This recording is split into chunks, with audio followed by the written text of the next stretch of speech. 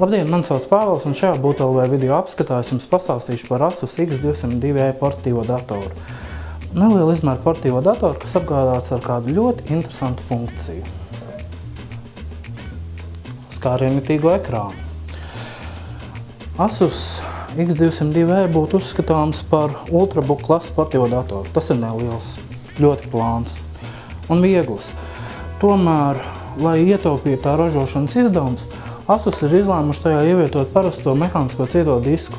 Līdz ar to dators vairs oficiāli neatbilst Ultrabook klases definīcijai. Datora vāks un arī priekšējais panelis ir izgatavoti no metāla.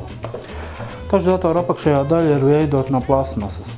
Par laimi, tā ir plasmas, kas pārklāta ar soft touch pārklājumu, līdzīgi materiālu, kā izmanto savu telefonu aizmugurējām daļām HTC.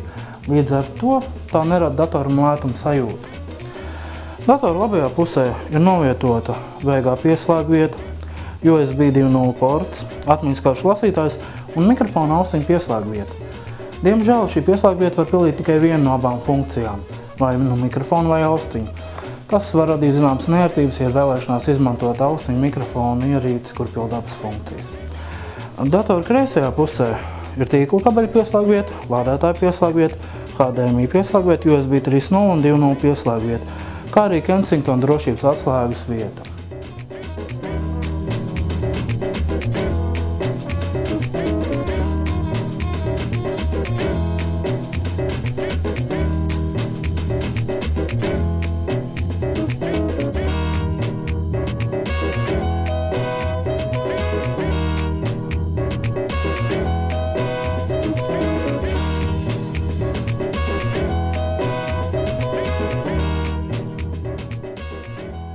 Jāpiezīmē, ka šis portatīvais dators apgādāts ar ļoti nelielu izmēru lādētāju.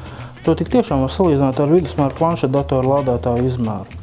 Tas nozīmē, ka šo lādētāju varēs ļoti viegli paņemt līdzi, pat nemeklētam vietu datorsomā, vienkārši ievietojot to kabatā. Kā jau minēju, galvenā šī datora priekšrocība ir tās skārienjutīgais ekrāns, kas ļauj tiešām ērtā un aizraujošā veidā darboties ar tā aplikācijām. Galu galā mēs jau telefonās esam pieraduši, ka dabiskākais veids, kā darboties ar ierīci, ir izmantojot tā skārienjutīgo ekrānu. Un Windows 8 kopā ar šo portatīvo datoru tiešām padara to visu par ļoti vieglu un ērtu izdarāmu lietu. Kā redzams, tīmekļa pārlūkošana ir pat ļoti vienkārša. Tāpat arī spēļu spēlēšana. Diemžēl, kā jau minēju iesākumā, dators ir apgādāts ar parasto cieto disku, kas nedaudz, bet tomēr pamanām ietekmē datora ātru darbību. Pārējie datora tehniskie parametri gan ir krietni patīkamāki.